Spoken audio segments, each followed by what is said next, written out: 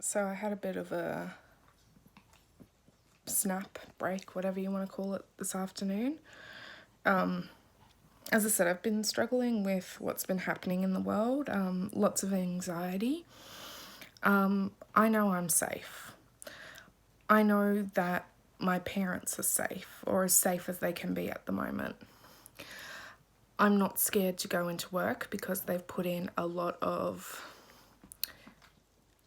things to make sure that we can't get sick. And yet I'm just still so friggin' scared that I had a bit of a panic attack this afternoon over it, and that is so stupid. I know I'm okay. My parents kept telling me that I'm okay. And I'm very lucky I'm not one of the people that has lost their jobs.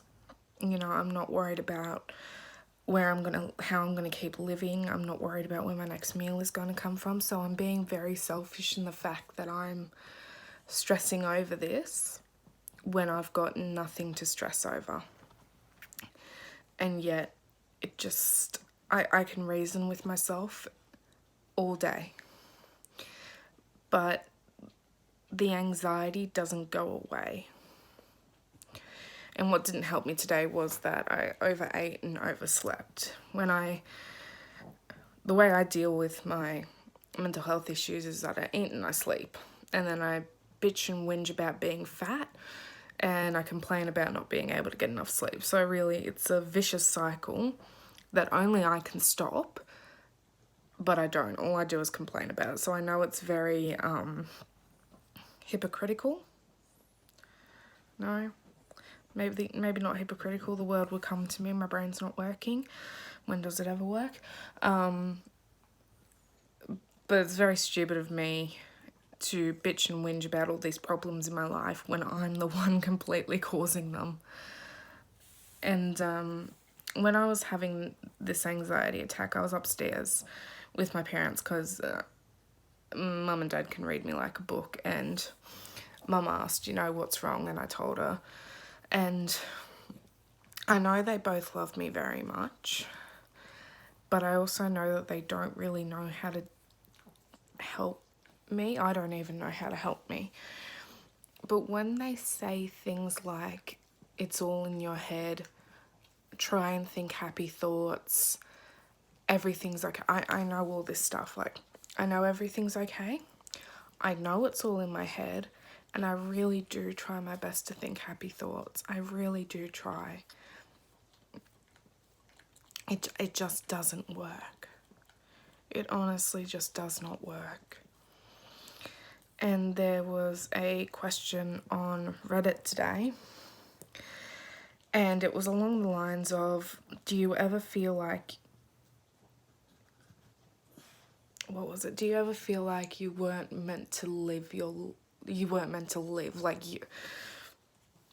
And the kind of way, this may not have been the way the question was asked, but the way I interpret it was, because of everything that's happened, do you think that you should be living this life?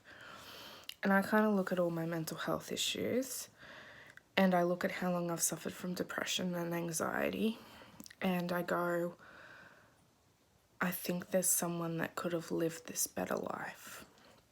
I've been given all of the advantages. I've come from a first world country. I've come from a very loving family. Both my parents are still together.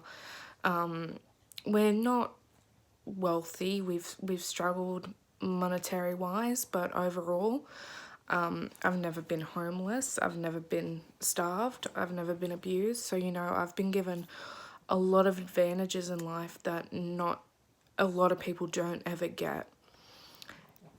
And yet, I still sit here and have the audacity to go, I want to kill myself. That's not fair. And I know I'm repeating myself a lot of times. I know that every video or so I say that I'm selfish and that it's not fair what I'm saying, but I just can't get that thought out of my head.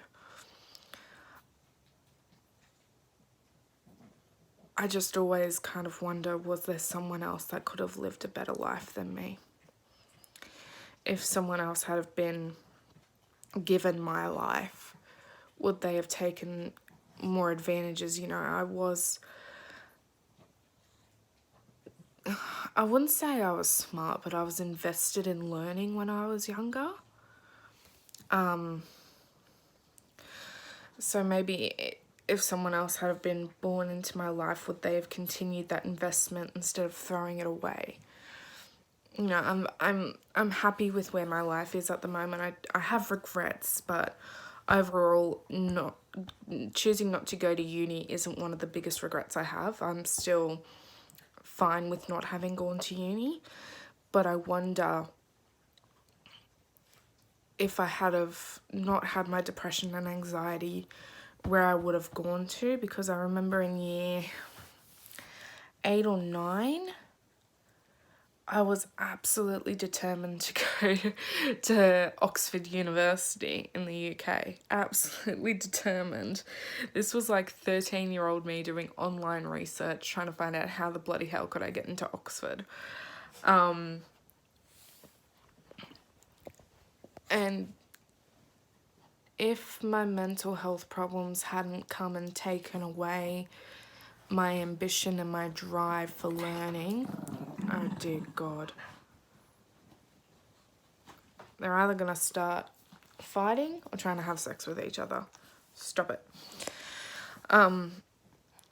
If that ambition and that drive hadn't kind of disappeared, where would I be? Like, I really doubt I would have gotten into Oxford. I don't believe I was smart enough to get into Oxford. But my plan of going to Oxford was to become either a publisher or a writer. I used to have a really big passion for writing and reading. But no, not anymore, you know. If all of that had kept up, would I have gone to university? Would I have become a publisher or a writer? You know, I used to have a really active imagination. Like, from what I remember of the book I was writing a book when I was 13. It was very, very cheesy 13-year-old stuff. You go onto Wattpad and you see what other 13-year-olds are writing, and you can imagine the kind of stuff I was writing. But overall, like, besides it being extremely corny and cheesy, I don't remember it being bad, but that's coming from my perspective where I was writing it. But I used to have such an active imagination that I could create these storylines and these characters. And I think I got 100 and something pages in, and then I just stopped. And that book is gone forever now. I can barely remember what I was writing about.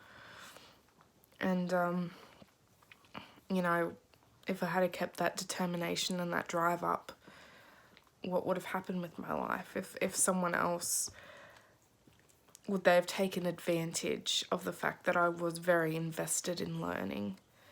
Because around year 10, I became very aware of the fact that people didn't like me being a nerd.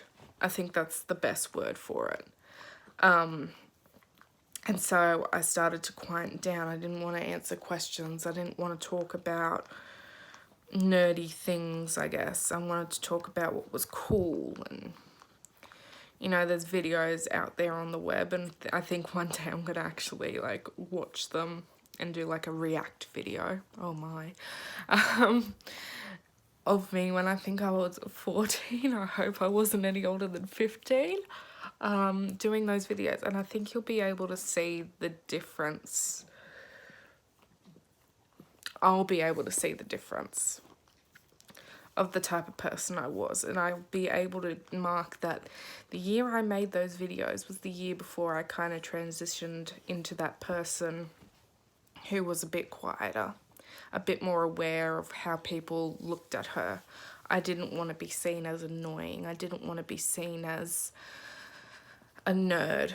And yeah, I'm struggling at the moment. I'm sitting on the fence between I want to stay home because I'm scared to go outside, and I don't want to be stuck at home because I know it's bad for my mental health. I guess I'm just waiting to be told what to do, and at the moment, because things are not very clear, it's making it a bit more difficult. But yeah, I'll see how I go. I'll just try and get through one day at a time. And you know, it upsets me sometimes when my parents say, you need to try to keep going, or you need to keep going, or you need to be happy. I try my very best. The fact that last week I didn't throw my hands up in the air and say, nah, screw this, I don't feel like it, was a very big, it was a big thing for me. It's very easy for me to give up.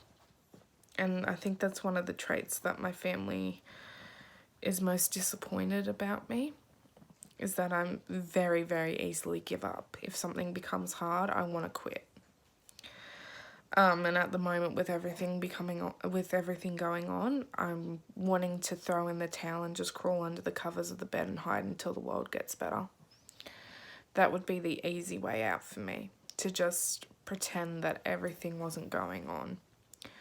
You know, I just kind of don't want to say wish, because that's not the right word, but just be put to sleep until everything fixes itself so I don't have to deal with it. So when they say they want me to try harder, it does upset me sometimes, because I am always trying my very best. I am trying to always push myself that little bit harder. And, you know, I've been wanting to cry and have a bit of a pity party all week long.